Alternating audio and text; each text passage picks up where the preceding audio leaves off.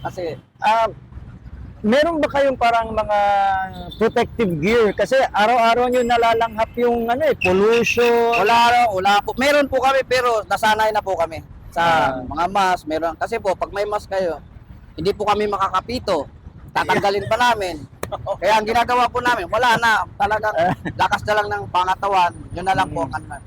Pero may duda ako na tulad ng mga ibang mga kasamahan natin na nagbabanat ng buto, mga karpentero, halimbawa, mga ganyan, malakas ang immune system nyo kasi Opo. yun yung Babad kami vitamin D. sa araw. Oh, Babad ayan. po kami sa init. Pinapawisan pa natin. Pawis kami. Kahit nangangamoy, kamote na kami. Sabi ng mga tao, okay lang po sa amin yan. Kasi tungkulin po namin, pinasok po namin yung trabaho namin. Yun lang po ang... Oh. Mas mabuti pa yung amoy kamote kaysa kilos kamote. Opo. At saka ano po namin, importante, nasa trebisyo po kami totoo lang. Wala po kami kinikilayangan dito kasi po, pag nakagawa kami ng kasalanan, kawawa po ang kapitan namin. Siya po ang masisira kaysa sa amin. Oh, syempre, command responsibility tis nahawa sa Po, mga yan po ang turo ng kapitan namin. Nasa maayos lang kayo ng trabaho, wala problema kasi nasa serbisyo po tayo. Yan po ang aming turo naming kapitan Ian Aguilar.